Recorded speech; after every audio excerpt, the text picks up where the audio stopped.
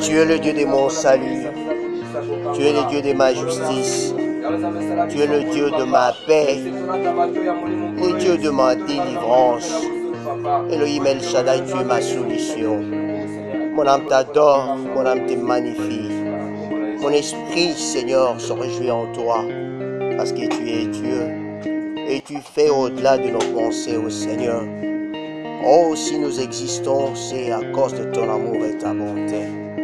Tu nous aimes plus que nous-mêmes, tu nous as créés sans notre avis.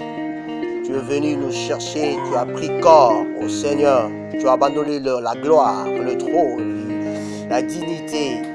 Tu t'es fait homme et tu t'es laissé ridiculiser par les hommes que tu as créés parce que tu nous as aimés. Oh Seigneur, tu as versé tout ton sang, Seigneur, par terre. Tu as vidé toutes tes veines, oh Seigneur, pour nous donner le salut qui provient d'un sang divin, immaculé. Oh Dieu grand, merveilleux, puissant Jacob, Saint d'Israël, c'est lui qui existe par lui-même, c'est lui qui nous aime, qui nous a créés et nous a dotés de son esprit pour que nous soyons appelés âmes vivantes, esprit vivant alors que nous avons le Saint-Esprit. Que ton nom soit béni, Seigneur, ce matin.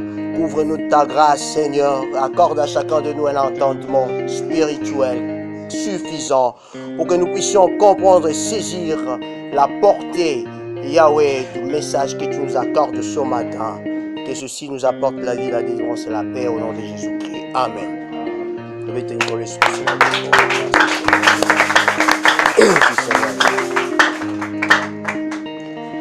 napesi bino mbote na kombo na Yesu Kristo. Tozala mokanda na Ésaïe chapitre 41.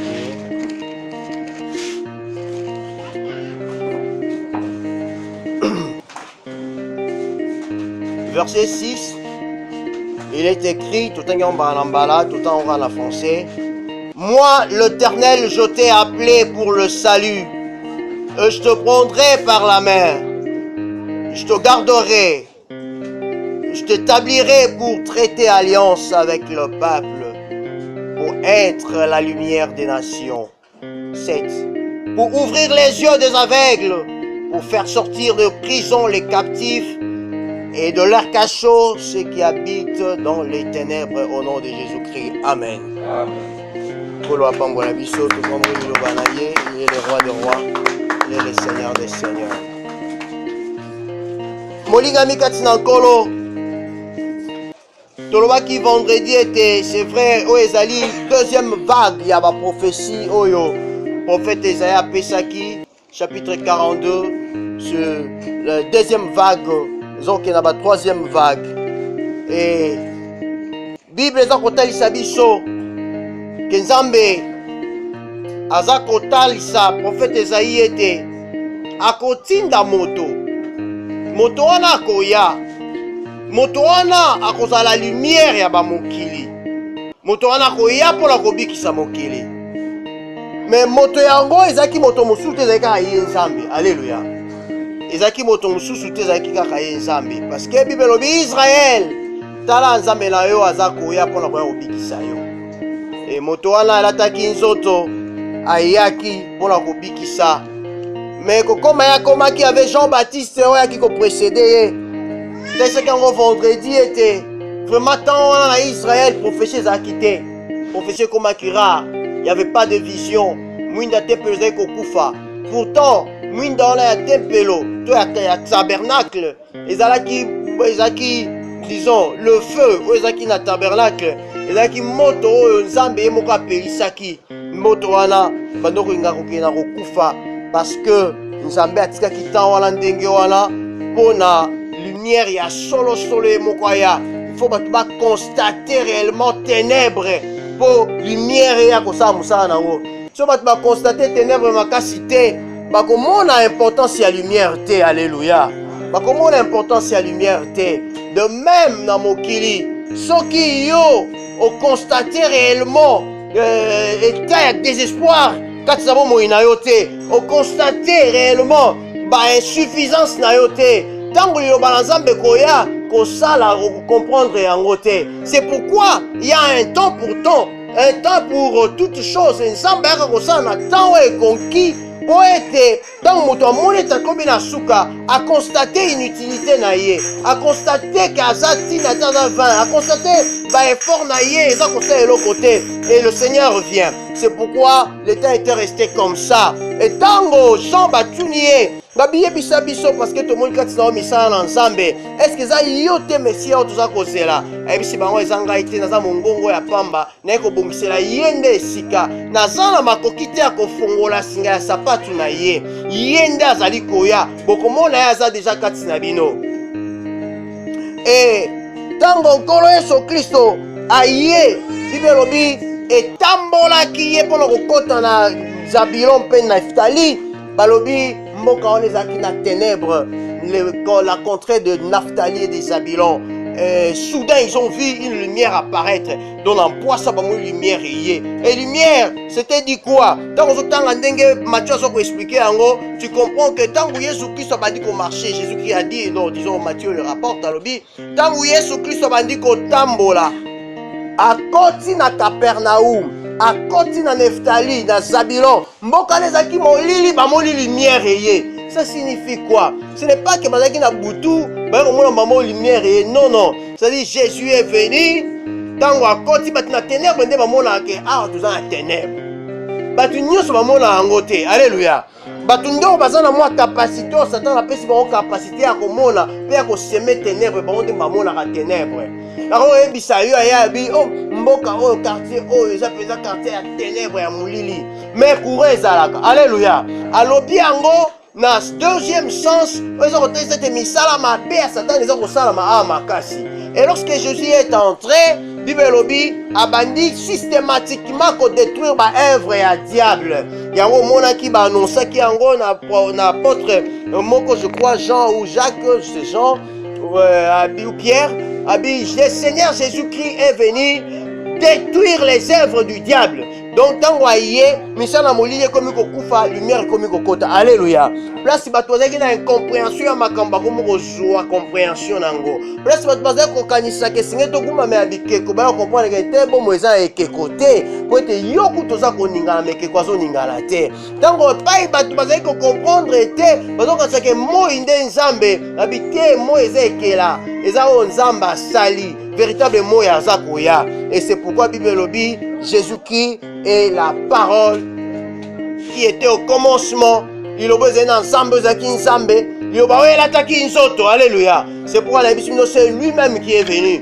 Il a besoin d'attaquer et yaki katina biso. Il a besoin de lumière. Lumière, ouais, les alaki. Lumière pour la kongengisa ba mokili. Pour bazwa bon moy. On a quatre lumières, voilà. Bon moy la sekwezali. C'est pourquoi, lorsque Baro bazai ko zela yé na ko banga yé parce qu'il y avait Israël mo bazai ko zela Messia mais bon je bazai ko zela l'attitude de mon côté bon mususu bazai ki m'en fous bazai ko sa o nyoso balingi mais bazai zela quand même Messia ya ko bikisa bango bon mususu bazai ko observer le balanzambe bon mususu bazai ko te ya yango bon mususu bazai ko pesa batu masakoli wana bon mususu balimba ki babie umeli mais il y avait bon mususu bazai ki très fidèle pour rapprocher de Dieu parce que bazaki suna tina mokilité ezalaki prophétesse Anne na prophète Siméon. Alors bango Bible lobi nzambe bise bango bokende nazako ya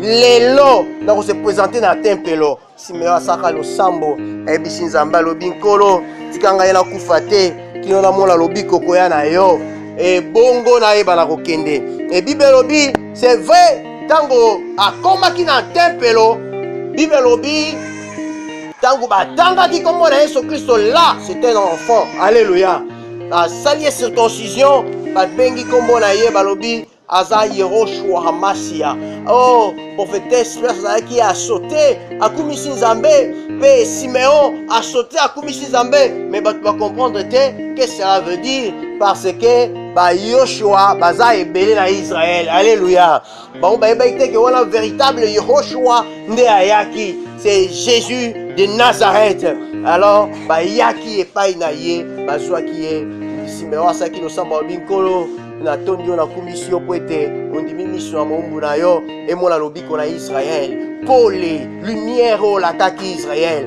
yango oyo et comprend que place totangi abalobi et tu seras la lumière, tu apporteras la lumière. C'est ça, passage Oyo, Simeon Azakoloba. Alobi, lumière ya Israël, Oyo, la kaki et pas la prophète Esaïe, Yango Oyo. C'est-à-dire, la Bible dit là-bas, je t'ai appelé pour le salut, je te prendrai par la main, je te garderai, je t'établirai alliance. Naba peuple pour être la lumière des nations.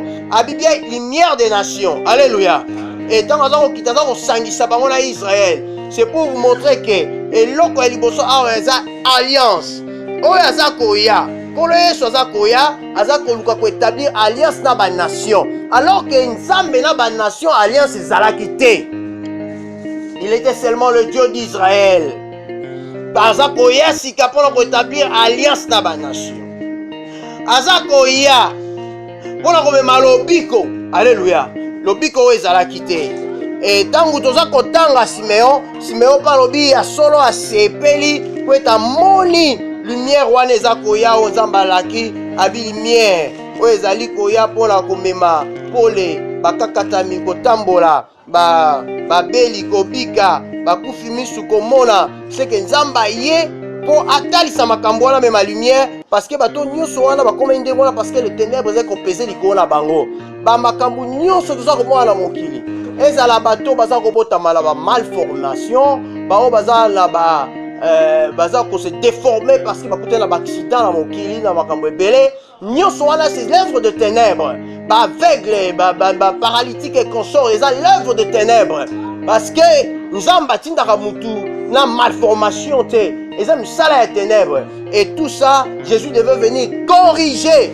Alingaki ya corriger yango na alliance oze ko traiter na peuple na yo. C'est pourquoi tant toza kotanga na Actes des Apôtres chapitre 13 verset 47, c'est l'apôtre Paul qui parle. Alobi, car ainsi nous l'a ordonné le Seigneur, je t'ai établi pour être la lumière des nations, pour porter les saluts jusqu'aux extrémités de la terre. Alléluia.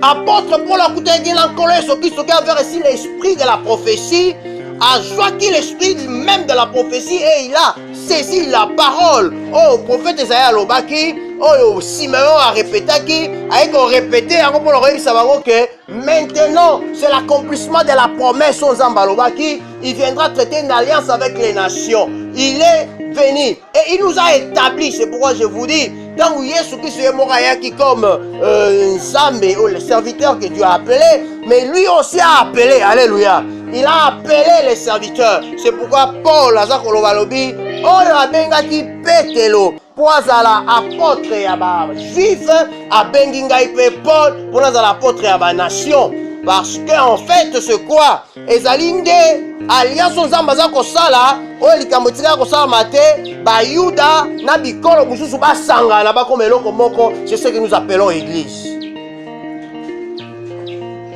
Amen l'église. Amen. Amen l'église. Église engoloba na lolenge mosusu ba définition ebele mais par rapport à message oyo na ko biso l'église engoloba ba Yuda na bikolo mosusu ça nini basangani basala eloko moko. C'est ça l'église. Dans l'église il y a ni grec ni juif, il y a ni esclave ni libre, il y a ni homme ni femme. Biso soze eloko moko na kati na nkolo Yesu Kristo. C'est que voilà la lumière, l'alliance aux Nzambe ko traiter na biso. Et lorsqu'il traite cette alliance avec nous, son apôtre Paul a quitté cette Bible dans 48 Balobi, les païens se réjouissaient en entendant cela. Ils glorifiaient la parole du Seigneur. Et tous ceux qui étaient destinés à la vie éternelle crurent. Ils crurent. Babi, ceux qui étaient destinés. C'est que le Nzambe a pour la bison le lenge mon côté. Dès que ça koya lelo ça koya pour la yo pour la ndeko mususu te. C'est pourquoi ko bika na yo to pe ko zo mokano yo ko mi pesa ko sala Nzambe. Et ça ko sala waza na gauche na droite na yo te. Bible lobitango apôtre Paul a bisi bango ke nkolo établir biso, a ordonner biso. Sur la lumière pour la mokili pour la bikolo. Loko la pète la tei ba yuda ngana tei bino. Pète la tei ba incirconcis, disons les circoncis, mais ba circoncis ya maboko. Ngana zote ya ba circoncis oyo ya maboko te. O mbeli ya mongange eleki likolo na motema na bango te, mais mbeli ya nkolo eleki na motema na bango. Alléluia. Et sali bango circoncision du cœur. Nde asangani na ba Yuda pona kosala alliance. Bible lobi ba pagano bazaki on a dit les nations, ba ekolo mususu, c'est-à-dire s'il y avait des Égyptiens, les les Européens, bazaki wana les Américains, baza ko sepela. Pour la apôtre pour la binzamba et pour la bapagano. Alléluia. Oui, bien aimé, tant que tu vas prêt pour le rondima, tu vas prêt pour le rondima. Tant que tu vas prêt pour le sel, tu vas pour le sel. Tant que tu vas prêt pour abandonner les ténèbres, pour s'engager la lumière, c'est pourquoi le balanzambe, tant que Siméon a simbaki lumière wana na maboko, abinkolo, oh, joie moumbu na yo. Pour être la mole lobby qu'on a Israël, mwana oyo, à cause de la chute pour la mingi, pas à cause de la relèvement pour la bamosusu. Cela veut dire que toko kondima toko yoka ilobanza mendenge mon côté. Tant que toza côté ilobanza mbe musu aza kanisa ndenge mususu, musu pas okanisa ndenge mususu. Mais en réalité, c'est la parole de la lumière, la parole de vie, la parole de Jésus qui est prêchée. Pour la lobby qu'on a yo, pour la délivrance na yo, pour la kimia na yo, pour la bomo ya seko. Ne te roba ki yate, to yaka d'abord pour la bomo ya seko. Bakabine so mususu to eza sima. To yaka pour la bomo ya seko. Ne boye Siméon akuta yaki na Nzambe akufaki passé quoi qui parce que mutako okuta na Nzambe te atika na bomo. Mutako komona Nzambe te atika na bomo. To lobaki ngo vendredi, mais to zonga kuneza te. Mais ne ko yebisa biso que tango pagano bazo sepela baza ko sepela mais Bible lobini na 49 la parole du Seigneur se répandait dans tout le pays. 50 mais les Juifs excitèrent des femmes dévotes des distinctions et les principaux de la ville. Ils provoquèrent une persécution contre Paul et Barnabas et ils les chassèrent de leur territoire. Yoka, batnyuso ba sepela kite, tamba musu bazo sepela, babi sambala moye, mais babi ba juda mususu, ba telemaki, babandi ko excité batu, ko kotsa batu makanti mabe, ko kotsa batu maele mabe contre Paul, po ba panzi bango bien aimé, prie ya ilobi kona yo, eza le loko mususu te ko futa yango, eza na mutu mususu ta ko futa prie ya lobi kona yo. Il y a que Jésus-Christ par son sang divin qui nous a rachetés de nos péchés et la parole qui vient eza ko ya pona tombwa mana yo. Et ndima yango tel que ezali wana pona tombwa mana yo. Et la Bible nous dit après cela Paul bakendaki parce que Bible lobby apôtre Paul azorte à lobby évangile to teibino o boyambaki dans lequel vous persévérez. Ceux qui vont retenir yango de teaki bino vous a sauvé. Mais ceux qui vont bongoli yango quelque part vous a sauvé te bozali perdu. C'est pour dire quoi? Tant ba bengani ye apôtre Paul a secoué makolo na ye na ville wana à lobby je secoue la plante de mes pieds makia na bino mutu na bino et quand on secoue la plante des pieds ye bakango makambo belé ya Yerusalema mais ba bandima ki Yesu baza épargné malikambo wana tala eloni yenge ko bisa biso ya liboso ezali ete lobiko la biso yaki mettons lobiko la biso ye totangi na Ephésiens chapitre 2 verset 11. Ephésiens chapitre 2 verset 11. Bible lobby. C'est pourquoi vous autrefois païens dans la chair appelés incirconcis par ce qu'on appelle circoncis et qui le sont en la chair par la main d'homme. Souvenez-vous que vous étiez en ce temps-là sans Christ, privés de droit de cité en Israël, étrangers aux alliances des promesses, sans espérance et sans Dieu dans le monde. Maintenant, Jésus-Christ, vous qui étiez loin jadis, vous avez été rapprochés par le sang de Jésus-Christ. Alléluia. C'est ça l'alliance. Apôtre Paul lobby. Na ye ko ebisa bino bino tozali bapagano bozaki sans promesse, bozaki sans alliance, sans Dieu, idolâtre, sans espérance, sans espoir, vivant dans le monde, abandonné dans le péché, perdu. Mais dans mon kolo Yesu aye, aye kopesa bino espoir, nanzela ya makila na ye, asopi makila na ye. Bien aimé, le Seigneur Jésus-Christ a été pris par juillet, Nabutu, babandi ko torturer ye, babandi ko finga ye, banyokoli ye, bafimboli ye, bazokisi ye na nzoto na ye, batambusi ye butu mobimba. Il n'a pas dit de l'eau, si ce n'est l'eau, mayo, moi la maman wana yaki koluka komelisa ye. Et Bible lobi akekuna na jugement, bafouete ye et on l'a pris, bake bamatisi ne kulusu, babeti basete na maboko na makolo batie koti na zube bapeboli na mopanzi. Il a vidé tout son sang. Quand le Christ a sopi makila na nyonso, ba veine na etikali vide jusqu'à ce qu'il a rendu l'âme. Et il a vidé son sang, un sang réel, a coulé sur un sol réel. Ma belle oyo biso na otonyati et mela makila na Yesu Christo. Et mais puisqu'il était Dieu, était makila wana sengela ki ya. Ya ko sala makambo. C'est comme nous avons toujours dit. Makila wana tangeye na mabelo elakela maki mabe. Mabele oyo ezaki devait produire des ronces, des épines. Mabele ezaki maudite quand Adam a péché. Yango makilane yaki po ekita la mabele oyo, epeto la mabele oyo, et purifier yango, et longo la malédiction. Voici l'agneau de Dieu qui ôte le péché du monde, a dit Jean-Baptiste. Et lorsque le péché est ôté de la terre, et toutes ces conséquences sont parties ensemble avec le péché ôté par le sang de Jésus-Christ. Et voilà, donc où Jésus-Christ a sopi makila na ye, et Seigneur qui péto là. Vous savez pourquoi il fallait que Jésus-Christ a sopi makila na ye? Il leur avait dit, atali mokilize ya kobeba, mabele la kila mi mabe, ebisi bango alobi sacrificateur, tango nyonso, osambela pona masumu ya ba mokili ya ba libota na Israël. Et Seigneur nous mwana mpate, mwana mpate na za na tachete, azana défaute, azala irréprochable, c'est-à-dire azana lisumu te, azala loko moko te ba ko blâmer, to ko reprocher. Alors, zwa makila na ye. Bomela te pa pekisi na Israël mobimba. Komela makila te, kolia makila ya nyama te. Pamba te, molema, bomo ya nyama kangami na makila na ye. Donc le sang de l'homme contient son âme, sa vie. Alléluia. Contient sa vie, la personnalité intrinsèque intérieure ya mutu, les amakila na ye. C'est pourquoi moi sur ma bombe mutu, on dit autrement, babi asimbi makila. C'est-à-dire même ceux qui attaquent qui poison ya kei mutu na kufi, balobanini asimbi makila. C'est-à-dire tu as touché à la vie de la personne. Et Bibelobi, Yesu Christ Kolo Yahweh, ebise bango lobi makila bomelaka yango te e bando sala po ete chaque année na zipaka na taka masumu na bino te chaque année mais loko eza makila banyama e kokate kolongola définitivement makila lisumu o moto asali. C'est pourquoi bando sala chaque année mais alobi makila wana so bostie o botie na propitiatoire e kotika sopa yango na mabele mela yango te. Sopa yango na mabele po ete mabele za bon moite. Mabele la kele mabe pour la masumu ya Adamu.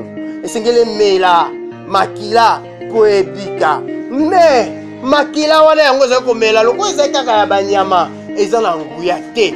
Bibelobi les sangs de bouc, car les sangs de taureaux et de bouc et les cendres de vaches répandues sur ceux qui sont souillés procurent la pureté de la justice. Mais à combien plus fort des hommes le sang de Jésus-Christ qui par un esprit éternel, c'est que makila banyama eza na molimo te, eza makila eza na âme, mais le sang de Jésus a un esprit éternel.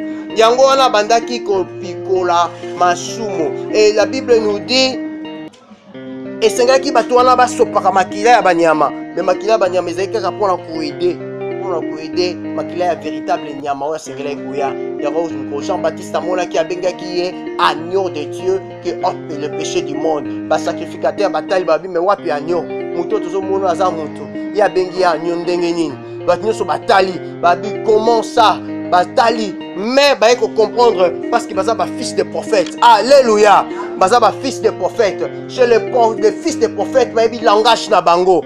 Israël baye ko comprendre, ba sacrificateur baye ko comprendre que agneau oyo biso to bomaka ba agneau awa et po bazala sacrifier mais ba kokaka kolongola masumu ya batu libela te. C'est que agneau nzamba lobi aya kolongola masumu ndenge le prophète Jean-Baptiste alobi, parce que le prophète Jean-Baptiste était dit comme un véritable prophète venu de Dieu. Mutu nyos na Israël a élié sans distinction. Mutu ko bete etembete et Bible lobi ba sacrificateur ba ko comprendre que mutu oyo esengeli biso to boma ona lobiko ya bato ye oyo. Alléluia. Amen.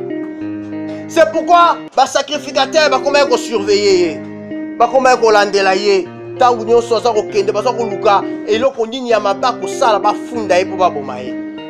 Mais Bible lobi Tina Pilate juge azwaki kotia azwaki place ya juge atelemi atali Yesu même Hérode batali ye bayebisi bango asali mbeba moko te oyo eza komérite liwa, c'est-à-dire l'agneau. Il devait être sans tache, sans ride, sans défaut, ni rien de semblable. C'est-à-dire, yo, qui koya pour le qui sabatou, Seigneur qui te va reprocher de quelque chose, et Seigneur qui te pas en alisumu. C'est pourquoi Balobi Yesu Christ a zbika qui n'en sorte ya moto, mais à sala qui lisumu ata mokete. C'est pourquoi batali bo ba monike azana litonote ninite ba Israël pe ba moni yango, ba sacrificateur ba moni yango, ba païen ba moni yango. Et d'ailleurs, ceux qui Jean-Baptiste a présenté Jésus, et bisi bango abi voici l'agneau de Dieu qui ôte le péché du monde.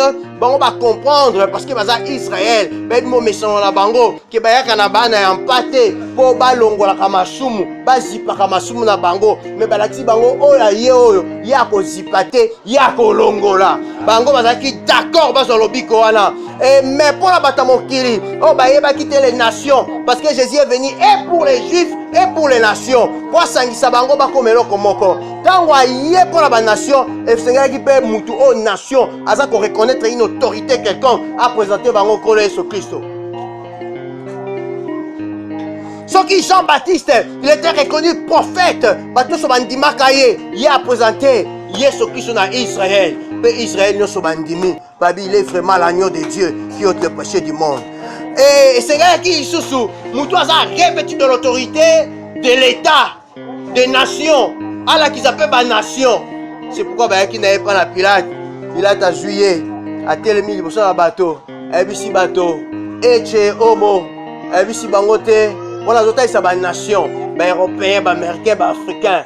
Et puis si bango baza, biso za ba nation, depuis mbeko ba yudate. Toi et si biso voici l'agneau de Dieu. Il est pas ébi langage wanate. Alléluia. Moutou ébi langage wanate est prophète pour la ba yuda. Mais pour la ba nation, il fallait qu'un homme de nation, revêtu de l'autorité, attelema comme Pilate, et puis sa bango, voici l'homme.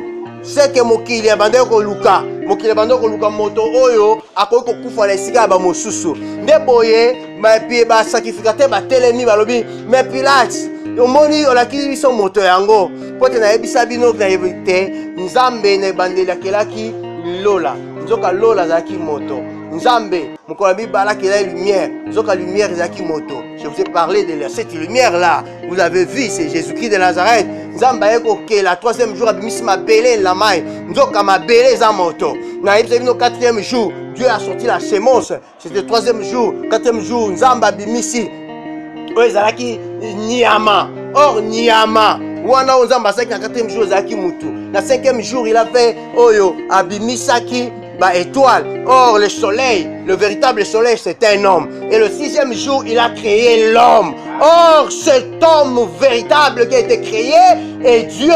Et cet homme c'est Jésus-Christ de Nazareth.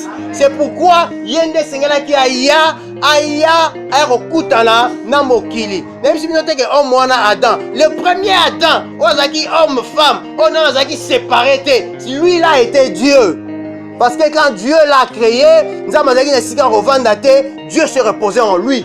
Nzambe a fouli moto, a kotikatinaye, il est devenu un esprit ou âme vivante comme on l'a dit. Alléluia. Et je vais vous dire que Pilate parce que luka mutu wana oko bikisa mokili. Nde Pilate ebisi banga lobi to bande ko luka ye mais totali na batu nyonso to monité voici l'homme. C'est lui. Oya bongi pour la mokili. C'est lui. Sacrificateur peut bailler, Jean-Baptiste, c'est lui l'agneau de Dieu qui ôte le péché du monde. Donc on dit que c'est lui l'homme à Koufa pour la mingi, pour la moussous. Bien, mais c'était bien exprimé. Mais bon, on va comprendre en côté. Babia Koufa, mais puis mais dans la kizibino moto à Sengeli, l'homme qui convient. Mais bon, on va pour la nini. Abia Koufa parce que y habite n'attique que abino Barabas. Vous avez l'habitude de libérer moutou moro Barabas ça moutou amasumo. Barabas ça n'a pas péché. Et ça agneau sans tacheté. Ça n'a pas défaut. Son sang ne fera rien pour la biso. Makila na yo c'est la biso le côté. Tout ça a besoin de oyo. Makila na ye. Écoute la biso, écoute la paix, banana biso. Alléluia. Amen. C'est pourquoi, Lélo, nous disons, nous participons à l'aspersion des sangs de Jésus-Christ. Dès que tu es une église, tu as participer à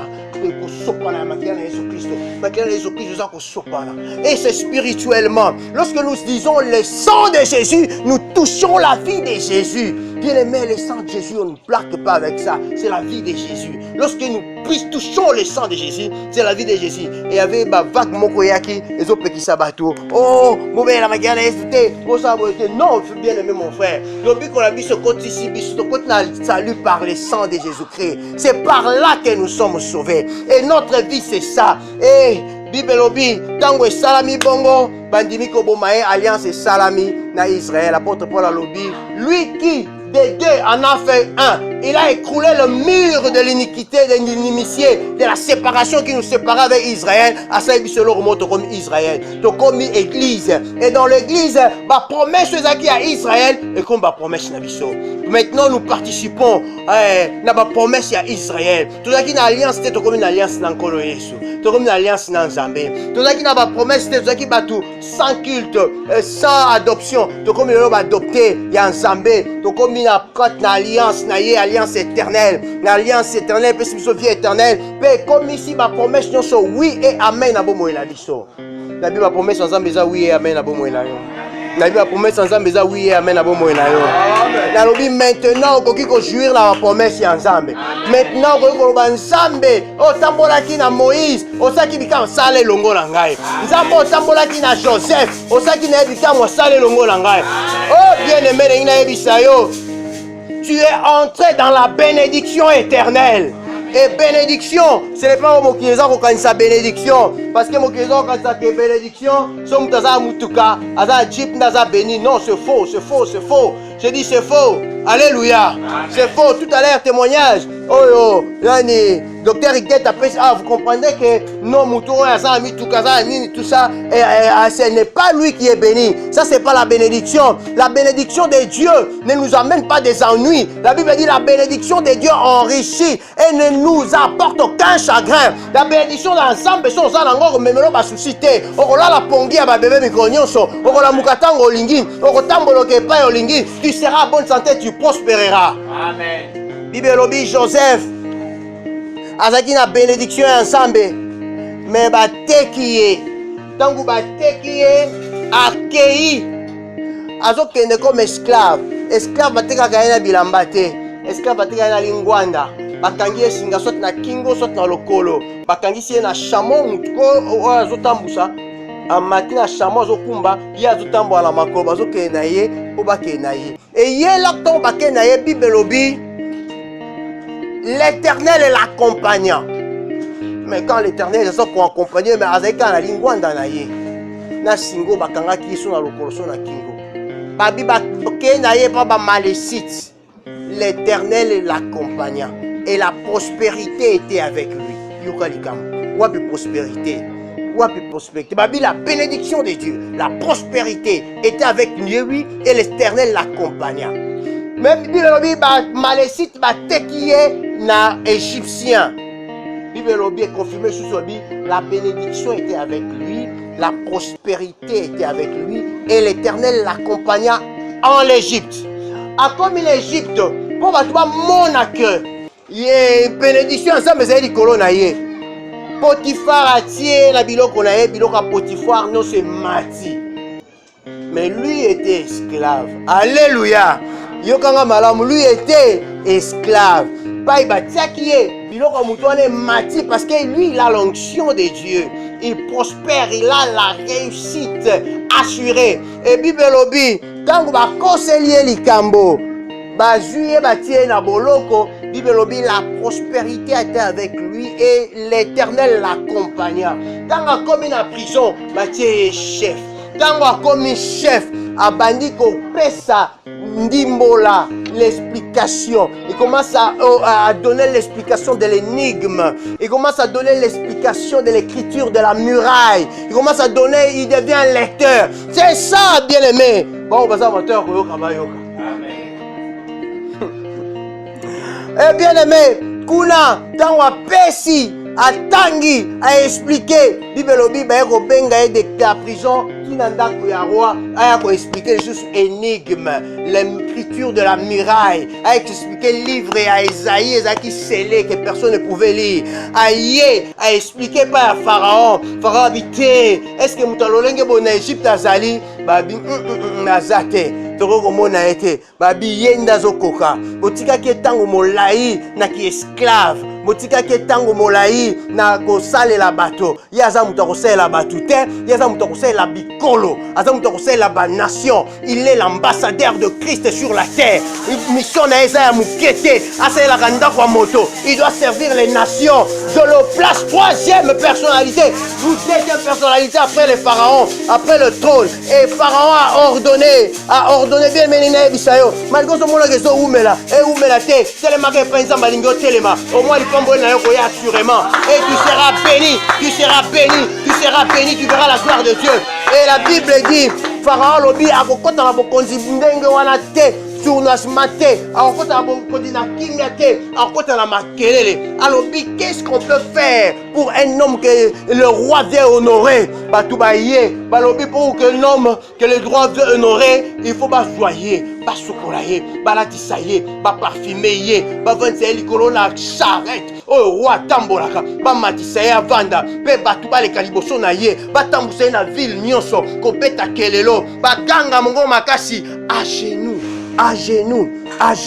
tangu yazoleka bazoganga à genoux, c'est ce qui était fait. Et Bible lobi, c'est Joseph a côté na char mati batu ba roi ba militaire ba cosmienne basa ko ganga na place publique à genoux batu so bazo fukama bien aimé je te dis si tu es dans la volonté de Dieu si tu es enfant de Dieu si tu as reçu la parole ici de l'évangile la parole de la vie éternelle la parole ici qui est basée sur la croix la mort et la résurrection de Jésus-Christ pour la yo na ko ebisa yo biloko nyonso ya mokili ezala batu ezala maladie ezala bitumba nyonso eza à genoux liboso na yo au nom de Jésus-Christ ezala mbongo à genoux ezala mituka à genoux ezala bozui à genoux libala à genoux nyonso à genoux pour na yo au nom du Seigneur Jésus-Christ et salamela na kombo na Yesu Kristo.